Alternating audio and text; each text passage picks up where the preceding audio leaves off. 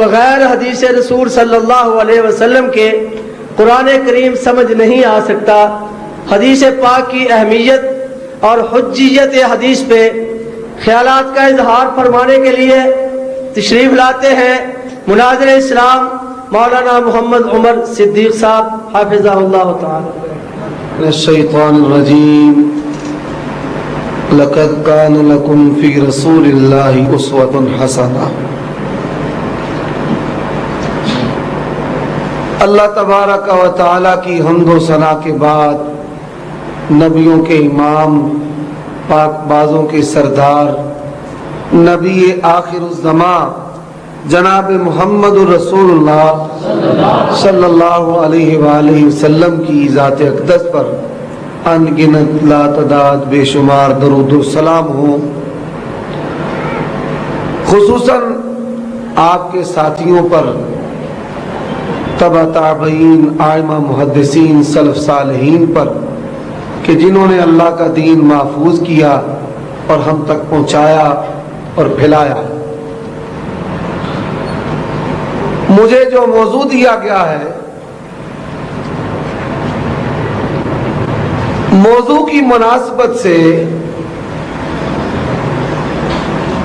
تو یہ علماء کی مجلس میں بیان ہونا چاہیے، اور بڑے جو شیخ ہیں ہمارے اساتذہ میں سے وہ اس کو بیان کریں۔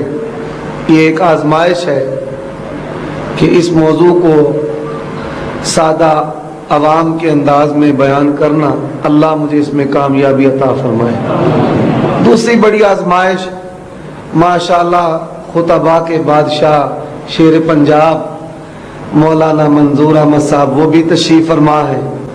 یہ شہزادے خطیب مولانا عمران ربانی صاحب، مولانا سرفراز نجمی صاحب وہ بھی تشریف فرما ہے۔ یہ بھی آزمائش ہے۔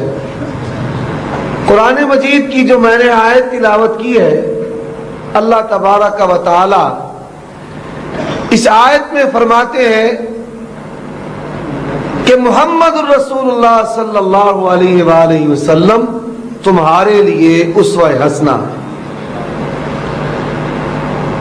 پہلی بات حدیث،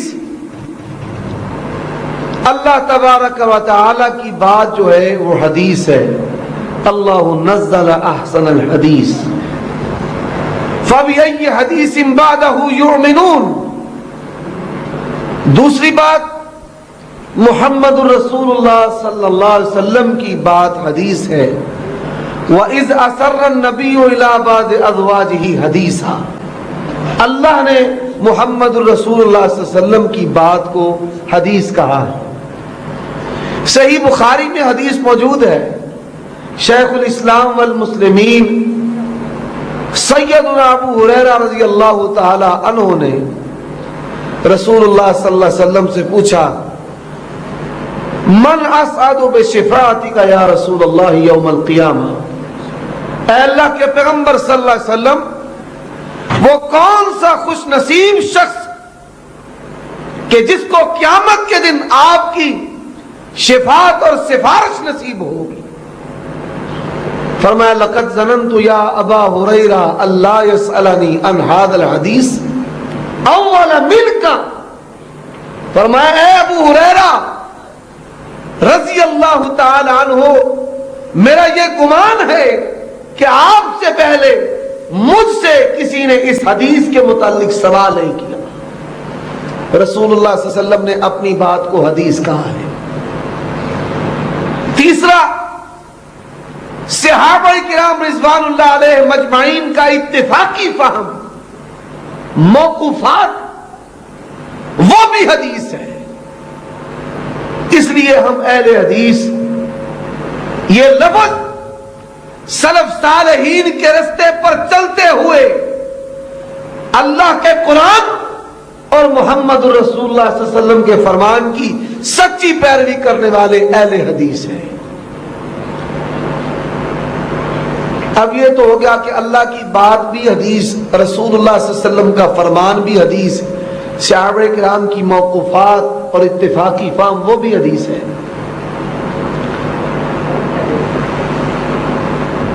دوسری بات، قرآن مجید جن ذرائع سے ہم تک پہنچا ہے انہی ذرائع سے حدیث ہم تک پہنچی ہے. حدیث اور قرآن کے پہنچنے کا قطعاً ذریعہ الگ الگ نہیں. بسم اللہ کی با سے لے کر والناس کی سی تک پورا قرآن محمد الرسول اللہ کی زبان کے ذریعے ہم تک پہنچا ہے, اور جو محمد الرسول اللہ کی زبان سے جدا ہو وہ دین ہے, وہ حدیث ہے. بسم اللہ کی با سے لے کر والناس کی سی تک پورا قرآن محمد الرسول اللہ کی زبان اقدس سے ہمیں ملا ہے. تو یہ پورا قرآن اس لحاظ سے بھی حدیث ہے. رسول اللہ صلی اللہ علیہ وسلم قرآن مجید کے مفسر, قرآن مجید کو بیان کرنے والے. اللہ فرماتے ہیں انا انزلنا الیک الذکر لتبین للناس ما نزل الیہم. ہم نے جو نصیحت قرآن آپ کی طرف اتارا ہے آپ اس کی تبیین کرے. اللہ کے پیغمبر نے قول و عمل کے ذریعے 23 سال اسوہ حسنہ کے ذریعے قرآن مجید حدیث کی تفسیر حدیث کے ساتھ کی ہے. حدیث کی تفسیر کس کے ساتھ کی ہے؟ حدیث کے ساتھ کی ہے. یہ بات ذہن نشی کر لیں. قرآن مجید صحابہ نے یاد کیا, حدیث کو صحابہ نے یاد کیا, قرآن مجید کی تفسیر ہوئی, حدیث رسول اسوہ محمدی کی تفسیر ہوئی, قرآن مجید مذاکرہ سے محفوظ ہوا, حدیث مذاکرہ سے محفوظ ہوئی. اور دوسری بات, جن بنیادوں پر یا جن گندے اصولوں پر اسلام کے مخالفین قرآن مجید پر اعتراض کرتے ہیں, قلت عقل, عقل کم ہے, قلت فہم, سمجھ نہیں سکتے, قلت استقصاء کہ ان کا علم لمیٹڈ محدود ہے. یہ 3 بنیادیں ہیں. اور چوتھا سبب دشمنی, عداوت, بغض سے قرآن مجید پر اعتراض کرتے ہیں. آج حدیث کا انکار انہی 4 بنیادوں پر ہو رہا ہے, یا قلت عقل کی بنیاد پر, قلت فہم کی بنیاد پر, اور یا قلت استقصاء. حدیث کے تمام ترک وہ نہیں جانتا, اعتراض کر دیا, حالانکہ اعتراض کا دوسرا جواب حدیث کے دوسرے ٹکڑے میں ہے. اور چوتھا بغض اور حسد, کینہ. یہ جو قرآن مجید پر اعتراض کا طریقہ کار انداز ہے وہی حدیث پر طریقہ کار ہے. حدیث کا انکار سب سے پہلے کہ یہ تو سائنس کے خلاف ہے, حدیث سائنس کے خلاف ہے, ہم نہیں مانتے. بھئی کون سی حدیث سائنس کے خلاف ہے؟ اللہ کے پیغمبر صلی اللہ علیہ وسلم نے فرمایا اذا وقع الذباب فی شراب احدکم فلیغمس.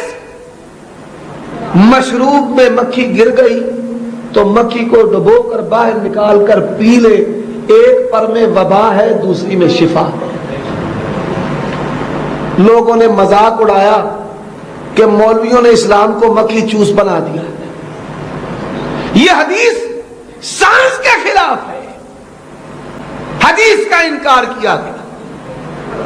اب سائنس کے خلاف کہتے ہیں جی قرآن مجید تو یہ دیکھیں کیا بات ہے, قرآن مجید کو ہم نے ماننا ہے, بس یہ جو سارا اختلاف ہے یہ نعوذ باللہ حدیث کی وجہ سے آیا ہے. سائنس کے خلاف ہے, حدیث حدیث سے ٹکراتی ہے, عقل کے خلاف ہے. تو قرآن مجید ایک واقعہ بیان کرتا ہے اصحاب کہف کا. حدیث کے منکر آپ ان کے سامنے یہ پیش کریں, اصحاب کہف کتنے 100 سال سوئے رہے ہیں؟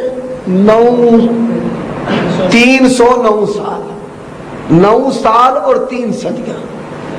وَنُكَلِّمُهُمْ ذَاتَ الْيَمِينِ وَذَاتَ الشِّمَالِ وَقَلْبُهُمْ بَاسِطٌ ذِرَاعِهِ بِالْوَسِيطِ. سائنس کی بنیاد پر حدیث کا انکار کرنے والے رب کے قرآن پر بھی بھی نہیں رہ سکتے. آئے دنیا کے زمانے بھر کے سائنسدان لے کر آ جائیں. اللہ بیان کرتا ہے میرے ولی توحید کے علمبردار 9 سال اور 3 صدیاں 900 سال 309 سال میں نے ان کو سلایا. اب کوئی سائنس اس بات کو تسلیم کرتی ہے؟ مالک کہتے ہیں ہم ان کی کروٹیں بھی بدلتے تھے, کروٹیں بھی بدلتے. لو اطلعت علیہم لولیت منہ فرار. اے پیغمبر اگر آپ ان کو دیکھ لیں, آپ ان پر مطلع ہو جائے تو آپ بھی ڈر کر نکل جائیں, چلے جائیں, رعب پر آ جائے. اب کون سی سائنس ہے جو اس کو تسلیم کرتی ہے؟ سائنس مذہب کے تحت ہے. سائنس کی لگام وحی الہی ہے, عقل کی لگام وحی الہی ہے. بڑا ان لوگوں نے شور مچایا, یہ دیکھو جی حدیث سائنس کے خلاف ہے. جب یورپ کی لیبارٹریوں میں اس حدیث پر ریسرچ شروع ہو گئی, ریسرچ کی, ہم مسلمان کیوں ہوئے, ڈاکٹر عبد الغنی لون کی کتاب ہے, وہ آپ پڑھ سکتے ہیں, اس میں یہ واقعہ موجود ہے. 20 افراد کی ٹیم اس حدیث پر ریسرچ کر رہی ہے کہ ہم بادلیل اسلام کا مذاق اڑائیں گے کہ مکھی کے کسی پر میں کوئی شفا نہیں. لیکن جب تحقیق اور ریسرچ کی تو وہ سارے کے سارے افراد اشہد اللہ الہ الا اللہ واشہد ان محمد عبدہ ورسولہ کلمہ پڑھ کے مسلمان ہو گئے. اللہ کے پیغمبر نے 1400 سال پہلے بیان کر دیا, ایک میں وبا ہے ایک میں شفا ہے. کہنے لگے ہاں, ساتھ اس کو ماننا شروع کر دیا, اسلام کی خوبی تسلیم کر لیا. انما كان قول المؤمنین اذا دعوا الى الله ورسوله ان يقولوا سمعنا واطعنا. عقل میں آئے یا نہ آئے, جو اللہ نے کہہ دیا, جو اس کے پیغمبر محمد الرسول اللہ نے فرما دیا وہ حق ہے, وہ سچ ہے.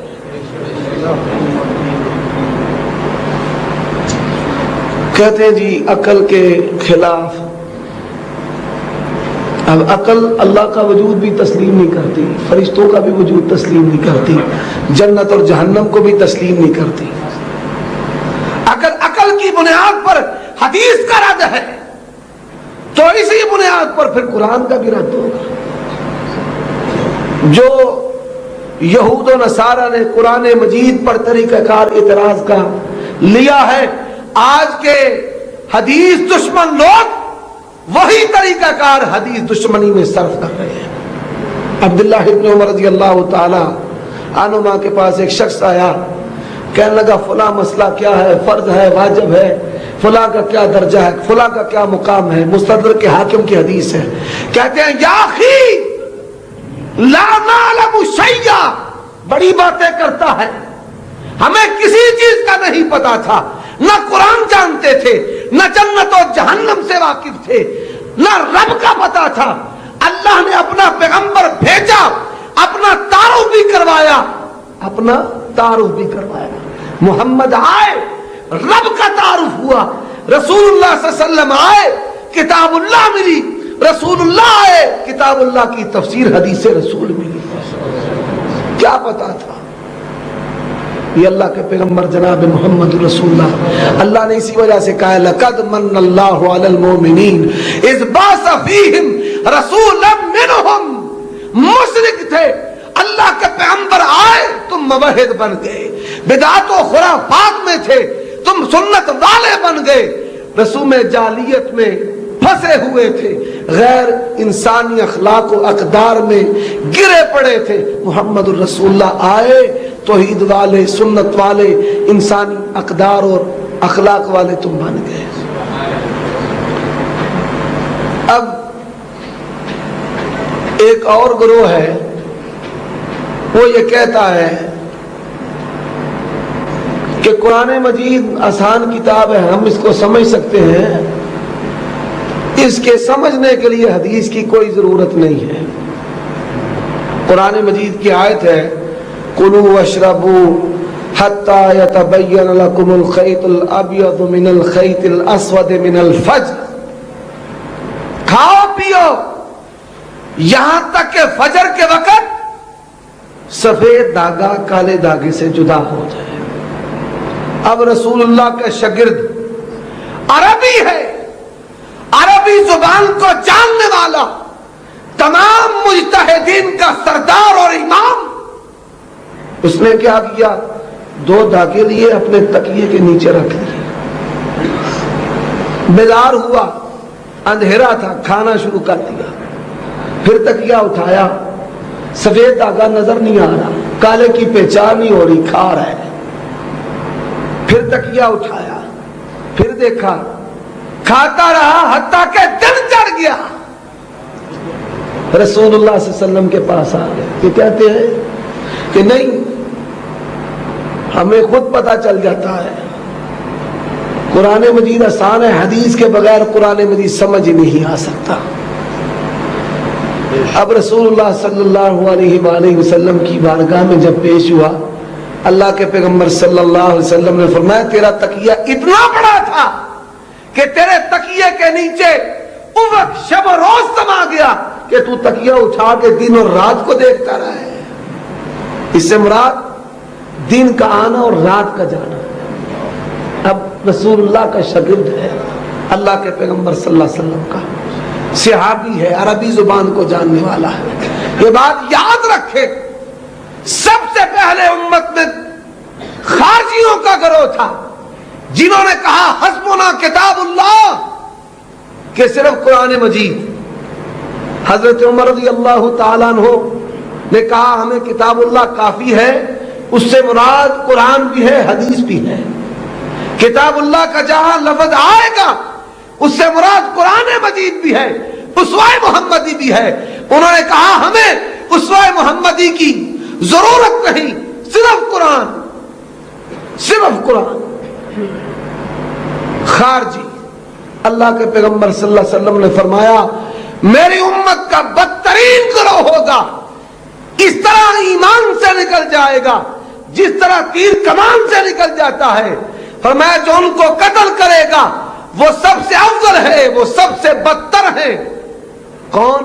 کہ جن کا یہ عقیدہ تھا کہ بس قرآن مجید حدیث کی تو ہمیں ضرورت ہی کوئی نہیں ہے۔ عقل کی بنیاد پر حدیث کو رد کرنا، سائنس کی بنیاد پر حدیث کو رد کرنا، اسی طرح اکابر پرستی کی بنیاد پر حدیث کو رد کرنا۔ اکابر پرستی کیا ہے؟ بزرگ کی بات ہے ایک طرف، اس کی میں مثال عرض کرتا ہوں۔ امام مالک رحمت اللہ علیہ موطأ مالک میں حدیث لے کر آئے ہیں کہ رسول اللہ صلی اللہ علیہ وسلم نماز میں ہاتھ باندھا کرتے تھے، دایاں ہاتھ بائیں پر رکھ کر باندھتے۔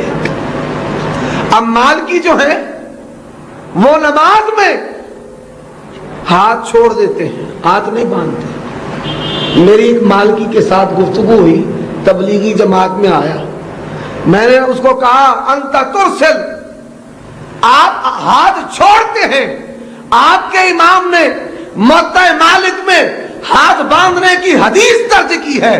کہتا ہے میں حدیث کو نہیں جانتا، نبی کو نہیں جانتا، جو میرے امام کا عمل ہے، امام ہے، میں تو بس اس کو ہی جانتا ہوں۔ اسی طرح بے شمار احادیث ہیں، لکھا ہے حدیث اس طرح ہے، لیکن ہمارا امام کا مذہب یہ ہے ہم اپنے امام کی بات مانیں گے۔ بلکہ البحر الرائق کا ایک حوالہ سناتا ہوں، ابن نجیم حنفی جن کو ابو حنیفہ ثانی کہا جاتا ہے، حدیث کیا کہتی ہے؟ اللہ کے پیغمبر کا گستاخ کوئی اسلام کا دعویٰ کرنے والا ہو یا ذمہ یہودی عیسائی ہو، جو بھی گستاخی کرے گا اس کو قتل کر دیا جائے گا۔ ہدایہ میں لکھا ہے کہ جو رسول اللہ کو ذمہ گالی دے گا اس کو کچھ نہیں کہا جائے گا، یہ لکھا ہوا ہے۔ نام نہاد جو عاشق ہونے کا دعویٰ کرتے ہیں ان کی کتاب میں ابن نجیم کیا کہتے ہیں؟ وَمَسْأَلَةُ السَّبْ، یہ جو گالی کا مسئلہ ہے رسول اللہ کو برا کہنے کا مسئلہ ہے، दिल तो इमाम शाफी रहमहुल्लाह और हदीस की तरफ मायल होता है कि उस शख्स की गर्दन उड़ा दी जाए, लेकिन हम पर इमाम अबू हनीफा के मजहब की इत्तिबा वाजिब है। हदीस जाती है जाए, नबी जाता है जाए,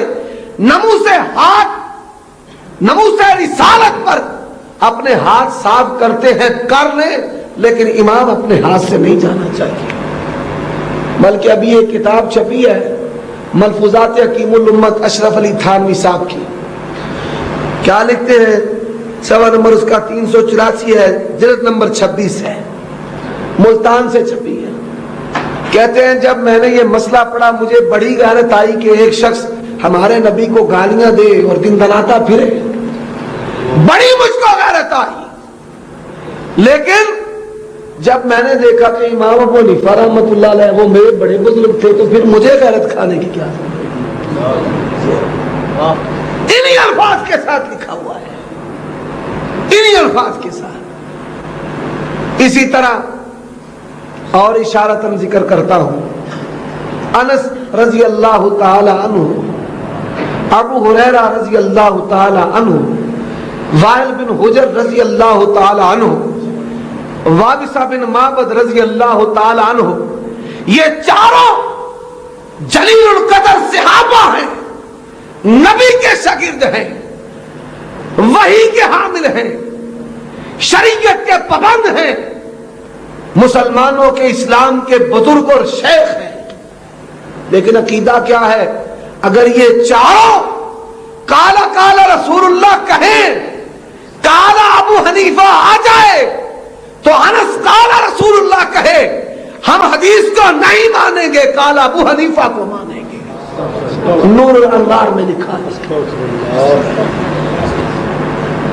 तो भाइयों, जो कुरान मजीद पहुंचने का जरिया है वही हदीस पहुंचने का जरिया है। जिसने कुरान दिया उसी की सीरत, उसी कुरान की तशरीह है जिसने कुरान दिया है। और जो कुरान मजीद पर एतराज के तरीक़ेकार है वही एतराज के तरीक़ेकार हदीस पर है। कुरान मजीद के इनकार की भी एक मिसाल पेश कर देता हूं। वो लोग जो कुरान के साथ बड़ा तमस्सुक जाहिर करते हैं, अल्लाह तबारक व तआला ने सूरत लुकमान में बयान किया है, वह हमलुहु व फिसालुहु सलासून शाह, कि हमल और दूध की मुद्दत 30 माह है। 6 माह जब हमल मुकम्मल हो जाए तो 7वां बच्चा पैदा होता है। 6 माह के बाद उसको हमारी जुबान में सतमाया कहते हैं। होता है वो 6 माह का है। 6 माह पूरे हो जाते हैं, 7वें माह में वो पैदा हो जाता है, उसको सतमाया कहते हैं। अब वल्वालिदातु युरज़िना औलादहुन्ना हौलैन कामिलैन, माँ अपने बच्चे को 2 साल दूध पिलाए। मजहब क्या है कि इनका बड़े बुजुर्ग हैं, उनका 2.5 साल दूध पिलाए। शबीर अहमद उस्मानी साहब तफसीर करते हुए लिखते हैं कि अल्लाह ने ये जो कुरान में बयान कर दिया है, नाउज़ बिल्लाह सुम्मा नाउज़ बिल्लाह सुम्मा नाउज़ बिल्लाह, ये अरब का रवाज अल्लाह ने कुरान बनाकर नाज़िल कर दिया है। अस्तग़फिरुल्लाह। इमाम साहब के पास 2.5 साल दूध पिलाने की दलील होगी जो अभी तक नहीं निकली। जहां से शिया का इमाम कुरान लेकर निकलेगा वहां से 2.5 साल दूध की दलील आएगी। ये तरीकाकार है। तो आखिर में मेरे भाई जो हैं हाफिज अताउर रहमान हाफिज़हुल्लाह, उनके बेटे उन्होंने हिफज किया है, हाफिज तलहा सानी, अल्लाह उनके इल्म और अमल में बरकत अता फरमाए। बाप बेटे को अल्लाह अपने दीन के लिए पसंद कर ले और बेटे को अल्लाह बाप से ज्यादा बाअमल नामवर दीन के लिए खिदमत करने वाला मुंतखब फरमाए। आखिर में मौजू की मुनासबत से एक वाक़या सुना देता हूँ।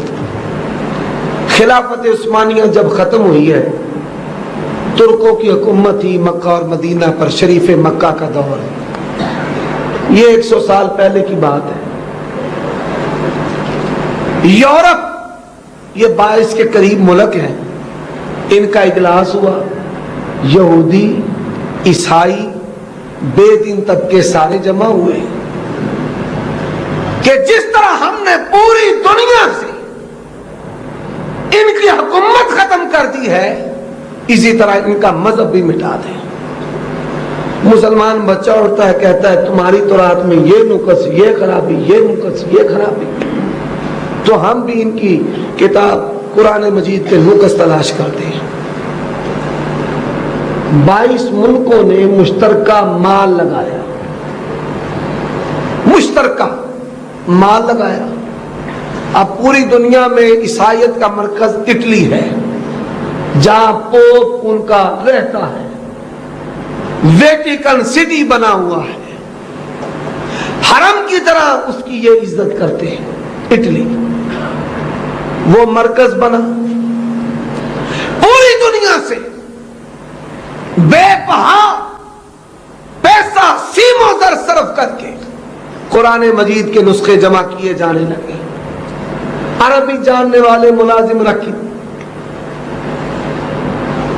مختلف جو رسم الخط ہیں, خط نستعلیق, خط نوری, خط کوفی, خط قریش, وہ خطوط جن میں قرآن مجید زبان لکھنے کا جو انداز ہے, رسم الخط ہے, رائٹنگ سٹائل جس کو کہتے ہیں, وہ سارے جمع کیے گئے. 1 سال نہیں, 2 سال نہیں, 3 سال نہیں, شیر پنجاب پورے 50 سال. کتنے؟ پورے 50 سال. 50 سال یہود اور نصارہ نے, بے دین لوگوں نے پورا زور صرف کیا, پوری قوت لگا دی, مال و دولت لگا دیا. 50 سال کے بعد جو ان کا تحقیق کرنے والا بورڈ تھا لکھتا ہے کہ روئے زمین پر اگر کوئی کتاب تعریف سے پاک ہے تو وہ فقط قرآن مجید مسلمانوں کی کتاب ہے. اور میرے بھائیوں, پوری دنیا میں قرآن مجید کی سب سے بڑی لائبریری, سب سے زیادہ مجموعے تختیوں پر لکھے ہوئے, چھالوں پر لکھے ہوئے, دور نبوی کے لکھے ہوئے, صحابہ کے ہاتھوں کے لکھے ہوئے, ماسٹر کف چمڑے پر لکھے ہوئے, پوری دنیا میں سب سے بڑی لائبریری اٹلی. عیسائیوں کے پاس آج بھی وہ قرآن مجید کا پورا ذخیرہ محفوظ ہے. تو یہ قرآن مجید کا اعجاز. اور دوسرا اعجاز ہے, میرا بھائی یہاں پر ایک بیان کر رہا تھا کہ دنیا میں کسی کتاب کا کوئی حافظ نہیں ہے. یہ اسلام کا اعجاز ہے.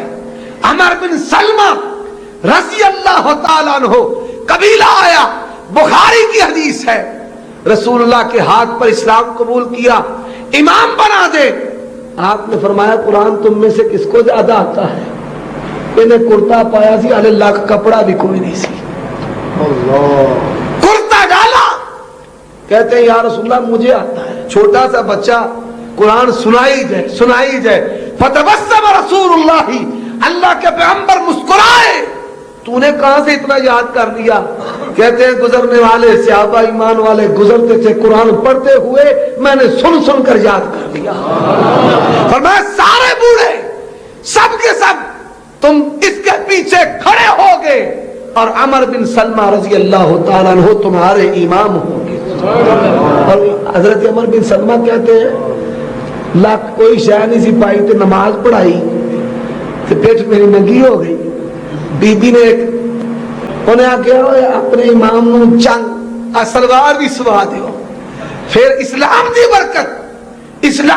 برکت سے جب وہ سلوار وہ لباس میں نے پہنا تو مجھے بڑی زیادہ خوشی ہوئی. یہ اسلام کی برکت ہے. اور آخری بات, صحیح بخاری کی حدیث سناتا ہوں. حضرت عمر رضی اللہ تعالیٰ عنہ نے عبداللہ بن عباس, یہ رسول اللہ صلی اللہ علیہ وسلم کے چچیرے بھائی عباس رضی اللہ تعالیٰ کے بیٹے ہیں, 13 سال ان کی عمر, ان کو مشیر خاص بنا لیا.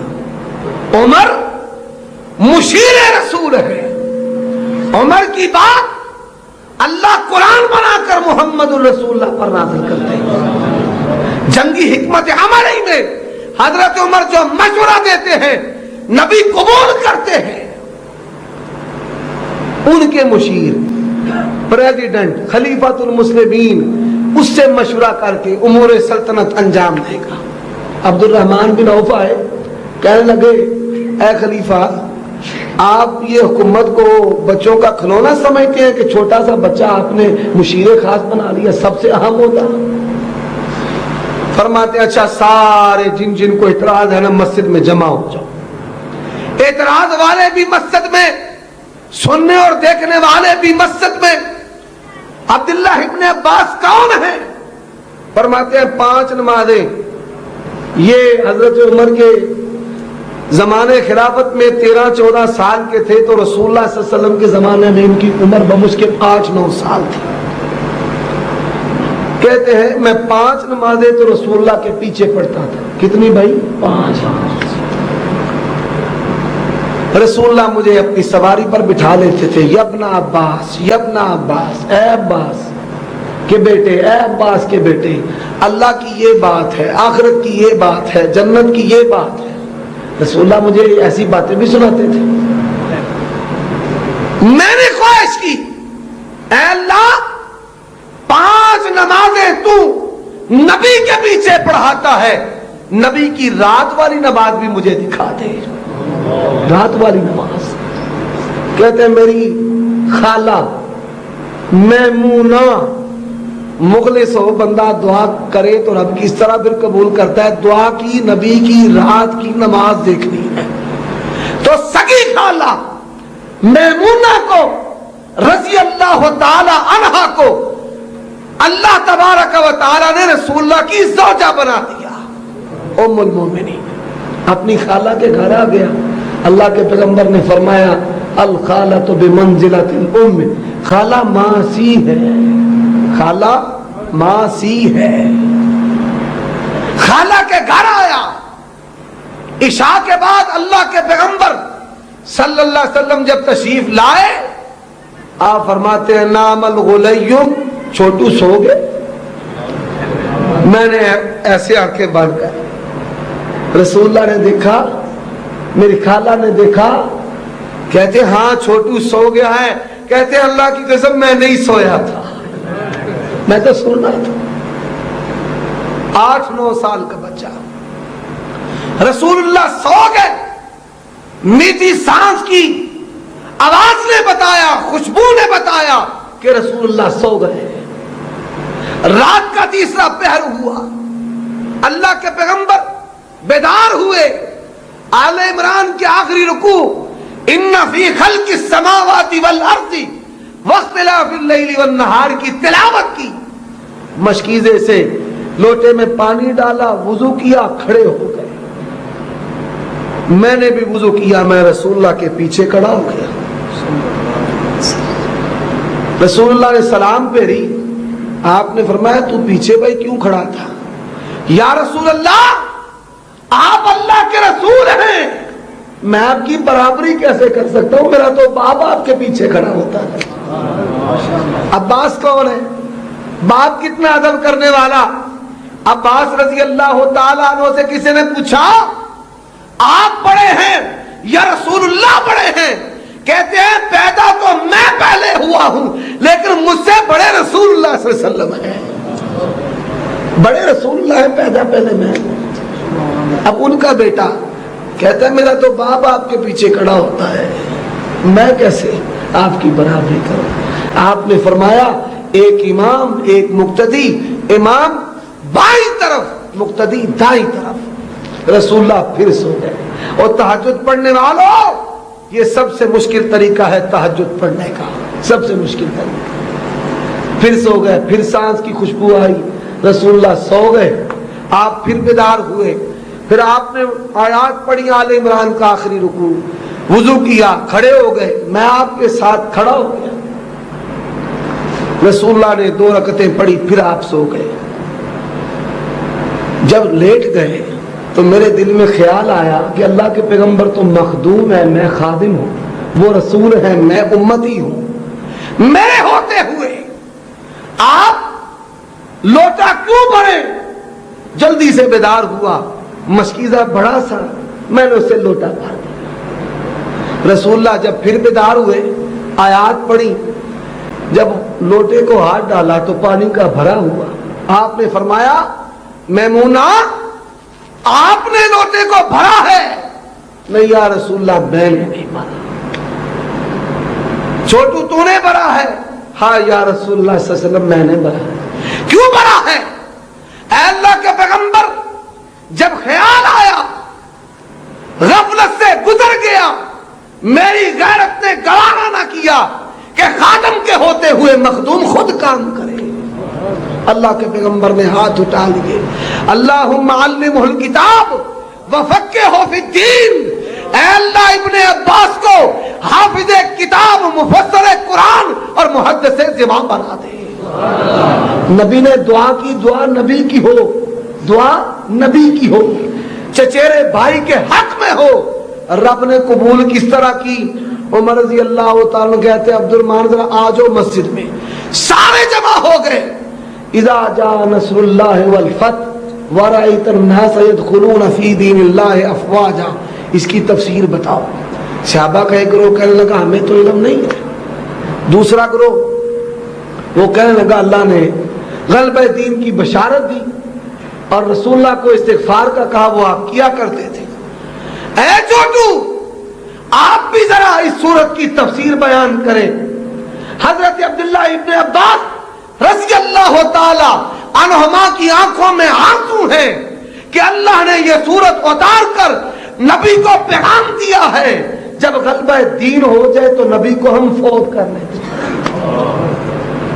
ہم نے ان قریب آپ کو فوت کر لینا. جب غلبہ دین ہو اللہ نبی کو اٹھا لیتے ہیں. جن صحابہ نے رسول اللہ کی زبان سے, زبان اقدس سے یہ تفسیر سنی, انہوں نے کہا ہاں نام صادق عبداللہ. ہاں عبداللہ نے جو بیان کیا ہے حق بیان کیا ہے. سمعنا رسول اللہ صلی اللہ علیہ وسلم, اللہ کے پیغمبر سے ہم نے اسی طرح سنا تھا. ہاں جی ہون دسو مشیر خاص بنایا ہے, ٹھیک بنایا ہے. عبد الرحمن بن عوف رضی اللہ تعالیٰ عنہ ان کی عظمت پر قربان جائیں. جواب دیتے ہیں امیر المومنین انسٹیٹیوٹ, درسگاہ, مدرسہ, یونیورسٹی آپ بنائیں. اس میں لیکچرار, استاد, شیخ الحدیث یہ بچہ ہوگا. ہم سفید داڑھیوں والے بدر و احد, خندق اور فتح مکہ رسول اللہ کے ساتھی خلوت و جلوت کے سارے اس کے شاگرد ہوں گے. اللہ سے دعا ہے اللہ باپ بیٹے کے دینی امور میں برکت عطا فرمائے. وآخر دعوانا الحمدللہ.